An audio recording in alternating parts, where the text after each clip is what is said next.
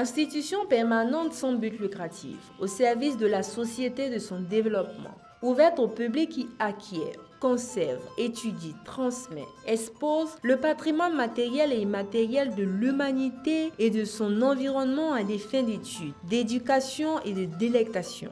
Telle est la définition des musées selon le Conseil international des musées, plus connu sous l'appellation ICOM. Lieu de prédilection pour la préservation, la valorisation et la restauration du patrimoine culturel, matériel et immatériel du Burkina Faso. Espace de découverte des us et coutumes des peuples et des communautés vivant ici et ailleurs. Le Musée national est un établissement public de l'État à caractère scientifique, culturel et technique. Cadre d'exhumation et de révélation des habitudes et des réalités sociales et sociétales des peuples. Il représente la plus grande des vitrines culturelles et touristiques du pays. À travers les missions qui lui sont assignées, à savoir conserver les témoins matériels et immatériels les plus représentatifs de l'identité culturelle des composantes de la nation burkinabé.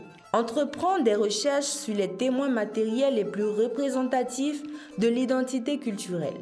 Contribuer au développement des musées du Burkina Faso. Contribuer à la connaissance et à la promotion des valeurs culturelles des autres peuples. Le Musée national entend jouer son rôle.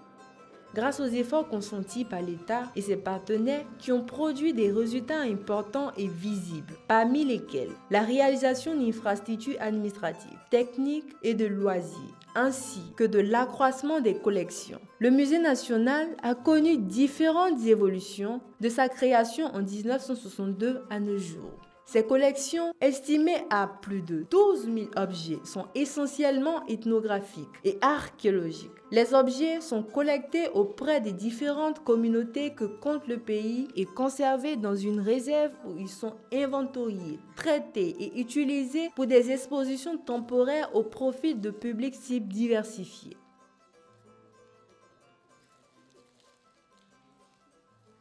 Nous sommes chargés de la conservation des objets et de la restauration.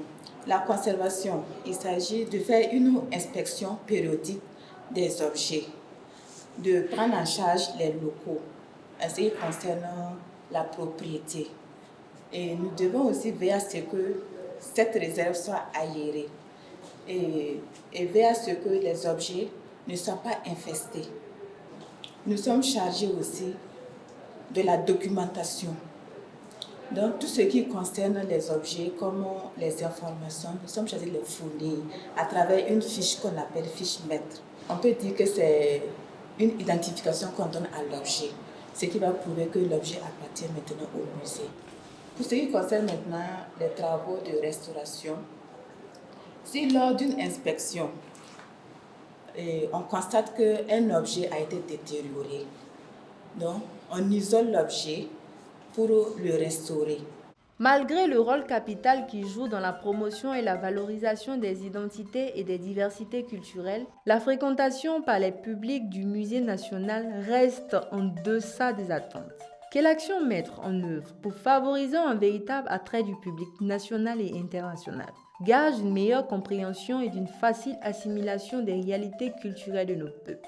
Comment agir pour changer la perception du public burkinabé et africain sur la fréquentation des musées? Quelle offre culturelle et scientifique pour vivifier ce champ de découverte, d'apprentissage et de médiation culturelle? Autant d'interrogations qui amènent à approcher les premiers acteurs de la gestion et de l'animation administrative et technique de cet espace de découverte des réalités, des valeurs culturelles et touristiques du pays.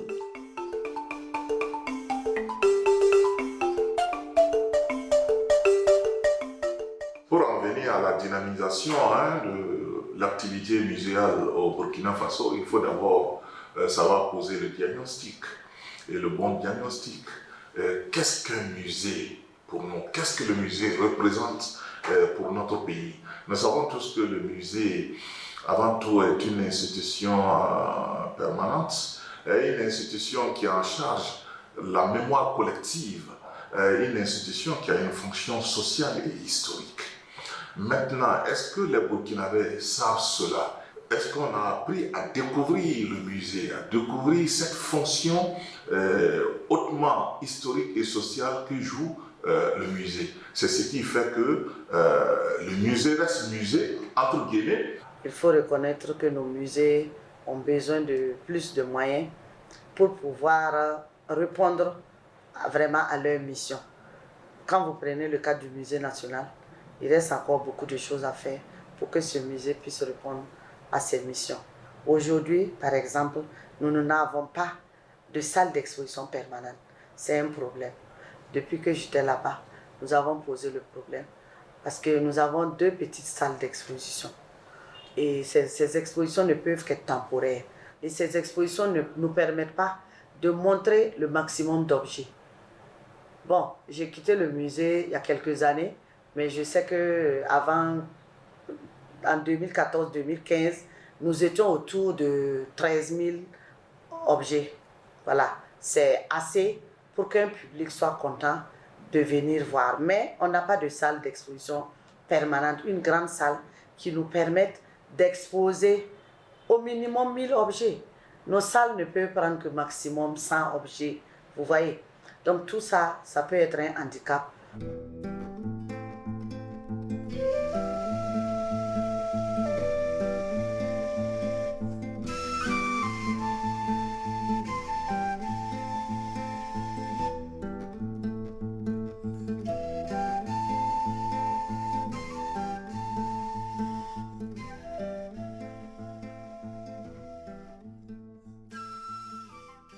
Pour ce qui concerne les initiatives, il y a plusieurs programmes qui ont été mis en place, notamment avec l'École du patrimoine africain, mais aussi même avec l'UNESCO, l'ICOM et tout ça. C'était de voir véritablement, est-ce qu'on ne peut pas proposer des choses de telle sorte que ça attire les publics. Mais il y a un type de public auquel on s'intéresse le plus, notamment c'est ce public captif des élèves qu'on draine au musée. Voilà, dans le cadre par exemple des activités pédagogiques ou bien des activités d'éveil culturel et tout ça. Je reste convaincu, et on le dit chaque fois, ça devient un peu comme un concept des professionnels du musée, qu'il faut rendre les musées africains vivants. Parce que la façon dont l'approche qu'on a, la façon dont on présente les objets, ça n'encourage pas toujours les visiteurs locaux non à y aller. Qu'est-ce que les publics africains attendent des musées? Qu'est-ce qu'ils viennent, ils pensent venir trouver au musée? Quand on va résoudre cette question-là, je pense qu'on va arriver véritablement à les attirer de façon un peu plus augmentée dans ces équipements culturels-là. Le musée de la musique, en son temps, on avait pu organiser ce qu'on appelle la circulation des mallettes pédagogiques. Donc il s'agissait d'aller dans les écoles, organiser, réaliser des mini-expositions, voilà, un peu comme mettre de l'eau à la bouche des gens pour qu'eux-mêmes ils viennent. Mais la dynamique n'a pas perduré parce qu'on avait quand même reçu un appui. Voilà, dans le cadre d'un appel à projet de l'EPA, l'École du patrimoine africain, mais on a senti qu'il y a eu une hausse sensible du nombre de visiteurs. L'autre point que je prends, l'autre exemple, ce sont ces expositions dites majeures là, au niveau du musée national. Parce qu'on a décidé qu'on va permettre aux populations, aux communautés elles-mêmes de s'exposer. Voilà, qu'elles-mêmes elles viennent montrer ce qu'elles pensent qu'elles sont au public. Et ça a fait vraiment tache d'huile, puisqu'en réalité, ils sont arrivés, les gens sont arrivés non seulement à aider avec les techniciens du musée à organiser des expositions, mais en plus à eux-mêmes travailler à faire venir des publics. Donc on a vu des hausses assez exponentielles du nombre de visiteurs et pendant des mois, le musée ne désemplissait pas. Moi, je pense que c'était quand même une des voies pour permettre au public de pouvoir venir véritablement visiter le musée. Depuis l'année passée, nous sommes mis en équipe pour rédiger un plan stratégique de développement du musée national. Et le plan est assorti d'un plan d'action triennal. Et c'est à partir de 2021 que nous allons commencer à dérouler ce plan d'action. Sinon, nous avons une vision. Et notre vision, c'est qu'à l'horizon 2026, que le musée national soit une institution de référence capable d'offrir des services de qualité à toute la population burkinabé.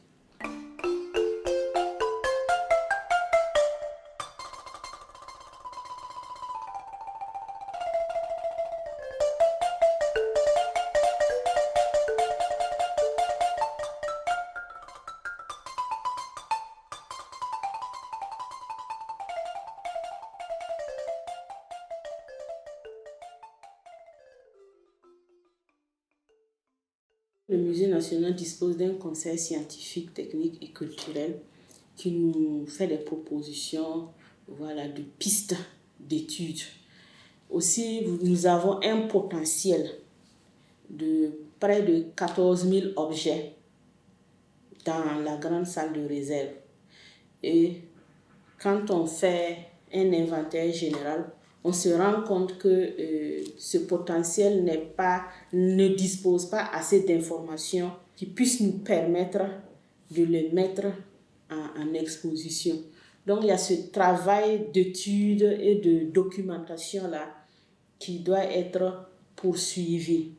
Et chaque fois que nous avons besoin de faire ce travail, nous faisons appel aux enseignants-chercheurs pour nous appuyer à mieux documenter nos collections, pouvoir les exploiter au maximum. Il faudrait que les historiens puissent se retrouver au niveau des musées pour en faire une réflexion scientifique. Le culturel est ce qui fait, c'est la sève nourricière de la personne humaine. C'est pour ça que c'est un mot qui est bien partagé par le monde entier.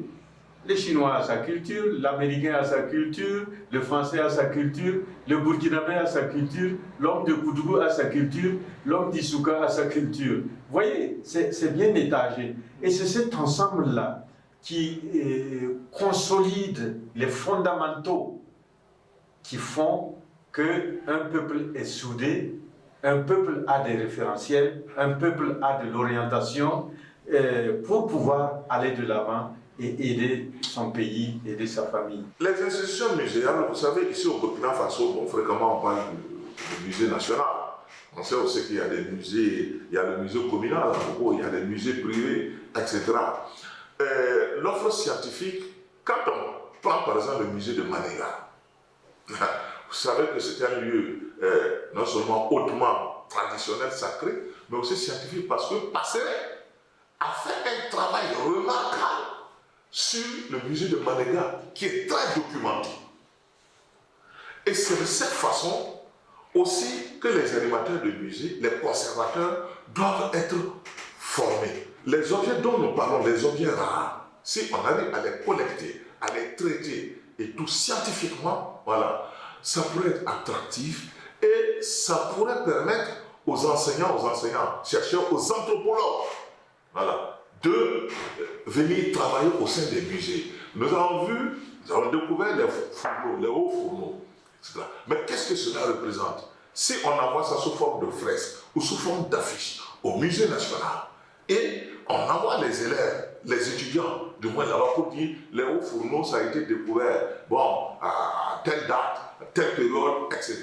Voici ce que ça signifiait. Ça veut dire que nos ancêtres maîtrisaient la métallurgie, voilà, notamment du fer, et que nous avions des savoirs locaux bien avant l'avènement de Jésus-Christ. Ça, c'est édifiant.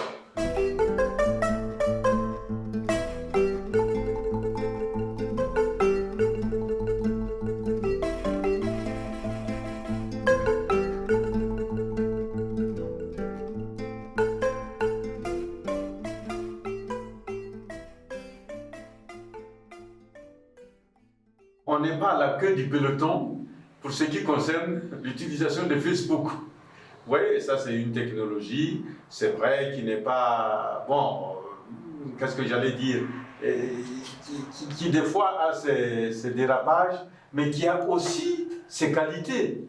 On peut promouvoir le musée à travers les Facebook. Aujourd'hui, tu peux faire une visite virtuelle du musée du Louvre. Oui, donc les nouvelles techniques de l'information accompagnent et promeuvent le musée pour un temps que nous le voulons. La caméra nous donne des images et les images projetées au monde donnent la beauté de l'endroit que nous filmons. Sur le web, vous allez trouver www.rayimi.org. On a un site web. Et aujourd'hui, le monde fonctionne aussi à travers le site web. Faire une plateforme en disant, si vous allez là, voilà si vous venez au musée national, voilà ce que vous trouvez. Voici l'accueil, voici la direction. C'est cela seulement qui pousse l'individu à aimer et à vouloir visiter. Nous vivons dans un village dit planétaire. Aujourd'hui, ce qu'on découvre, tout à l'heure, on parlait de hauts fourneaux. On découvre aujourd'hui, on met sur les réseaux sociaux, tout le monde entier est au courant. Donc, naturellement, le musée national doit s'équiper d'outils de sorte à assurer sa visibilité. Et au niveau national, au niveau sous-régional, au niveau régional, au niveau continental et au niveau international. Donc, pour dire qu'il faut davantage mettre les moyens, non seulement pour la visibilité, à travers ces réseaux sociaux dont vous parlez, à travers une plateforme, à travers un portail, musée national du Burkina Faso ou musée du Burkina, puisqu'il y en a plusieurs, un vrai portail. Voilà. En un seul clic, c'est pas compliqué. On a le Burkina Faso qui s'offre à vous. Et c'est de cette façon que le Kenya a pu promouvoir le tourisme. Le Kenya a dit, en un seul flash, vous avez tout le Kenya. Vous avez les éléphants, vous avez les girafes, vous avez les caïmans. Tout le Kenya s'offre à vous en un seul flash de photos. Donc, en un seul clic, que tout le portail du Burkina Faso puisse s'ouvrir à travers nos musées.